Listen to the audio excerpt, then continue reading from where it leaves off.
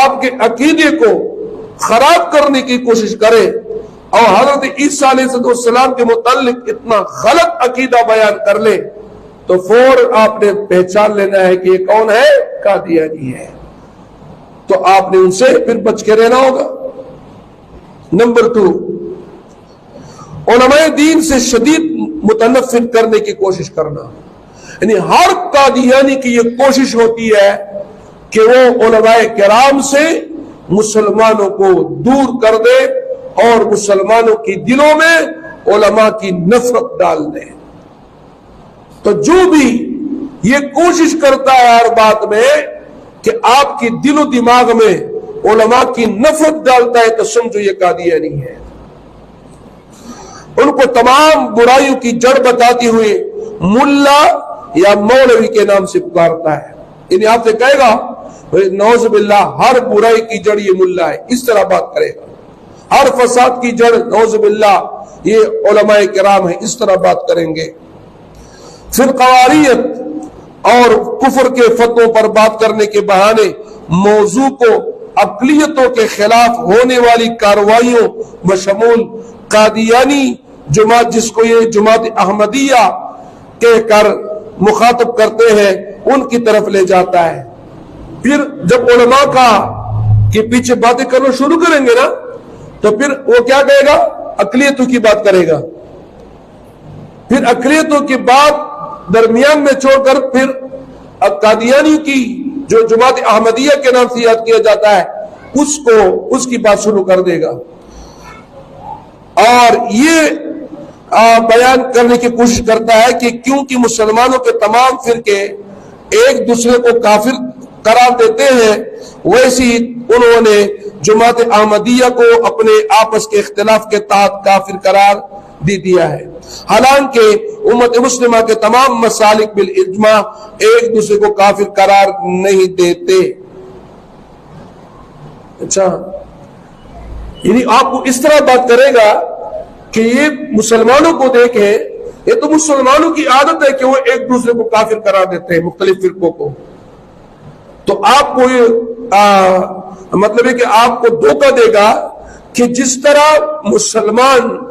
کے فرقے ایک دوسرے کو کافر قرار دیتے ہیں حالانکہ وہ کافر نہیں ہوتا، اسی طرح یہ قادیانیوں کا جو فرقہ ہے اس کو بھی اسی طرح مسلمانوں نے کافر قرار دیا ہے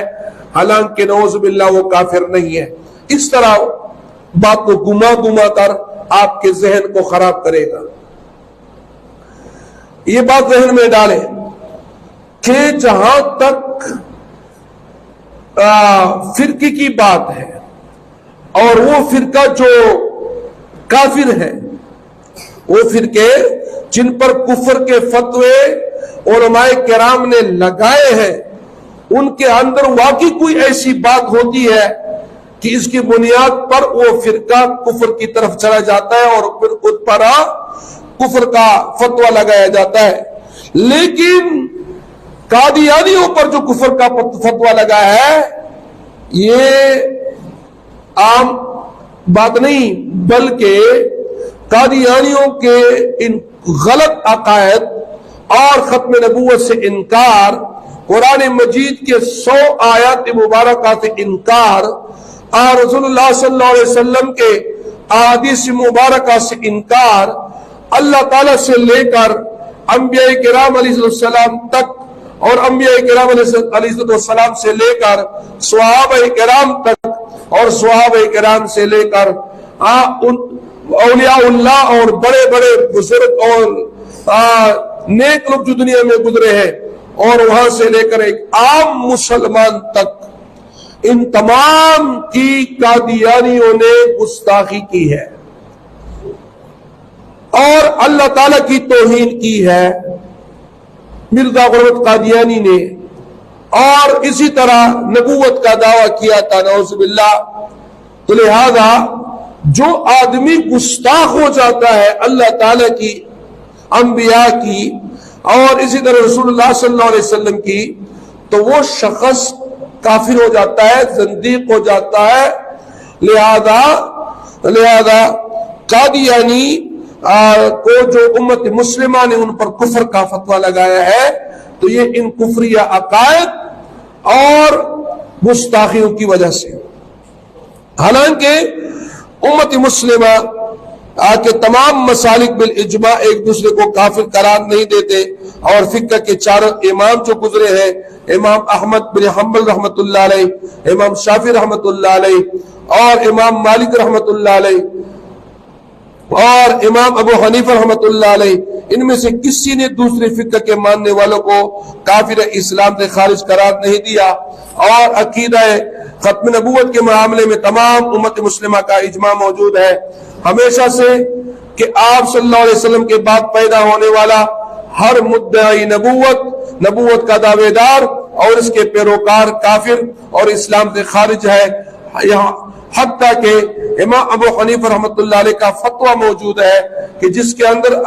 امام ابو حنیفہ رحمۃ اللہ علیہ نے بیان کیا ہے کہ اگر کسی نے آپ صلی اللہ علیہ وسلم کے بعد کسی مدعی نبوت سے اس کی صداقت کا ثبوت طلب کیا تو اس کے کافر ہونے میں تردد کیا تو وہ خود بھی اسلام سے خارج ہو جائے گا۔ یعنی مطلب یہ کہ دیکھیں ہمارے جو چاروں امام ہیں اور چاروں اماموں کے اندر جو فروعی اختلافات ہیں عبادات میں معاملات میں جو فروعی اختلافات ہیں وہ فروعی اختلافات کی وجہ سے ہم ایک دوسرے کو کافر نہیں کہتے، نہ ہم ایک دوسرے کو گمراہ کہتے ہیں، بلکہ یہ ہر امام نے اپنی دلائل کی روشنی میں قرآن و حدیث مبارکہ کی دلائل کی روشنی میں وہ مذہب کا مسئلہ بیان کیا ہے، اجتہاد کیا ہے، لہذا ان کی بات اور ہے۔ اور دوسری بات یہ کہ تمام امت مسلمہ کا اس پر اجماع ہے کہ نبی کریم صلی اللہ علیہ وسلم کے بعد جو بھی کسی بھی شکل میں دعوی نبوت کرے گا تو وہ کافر اور مرتد ہو جاتا ہے۔ اس وجہ سے ہم قادیانی کو کافر قرار دیتے ہیں کہ قادیانیوں نے اللہ کے نبی صلی اللہ علیہ وسلم کے بعد اس جھوٹے ملعون کو نبی مانا ہے۔ اور امام ابو حنیفہ رحمۃ اللہ علیہ کا فتویٰ تو یہاں تک بھی موجود ہے کہ اگر ان کے سامنے یعنی کسی مسلمان کے سامنے کوئی شخص نبوت کا دعویٰ کرے اور وہ مسلمان اس جھوٹے نبوت کے دعوے دار سے اس نبوت پر دلیل طلب کرے کہ آپ کی دلیل کیا ہے تو وہ دلیل طلب کرنے والا مسلمان بھی کافر ہو گیا ہے، اس لیے کہ دلیل شک کی بنیاد پہ مانگا جاتا ہے، تردد کی بنیاد پہ مانگا جاتا ہے، لہذا اس مسلمان کو فوراً یہ کہنا چاہیے تھا کہ آپ کافر ہیں اور آپ مرتد ہیں اور آپ واجب القتل ہیں اور دلیل ملیلہ اس سے نہیں مانگو گے۔ لہذا وہ دلیل جو ہے جو شک کرتا ہے اللہ تعالیٰ کی کتاب میں تو وہ بھی کیا ہو جاتا ہے؟ کافر ہو جاتا ہے۔ لہذا معلوم ہوا کہ قادیانی جو ہے اس کی معلوم کرنے کا دوسرا طریقہ یہ کہ وہ ہمیشہ آپ کے عقیدے کو خراب کرنے کی کوشش کرے گا۔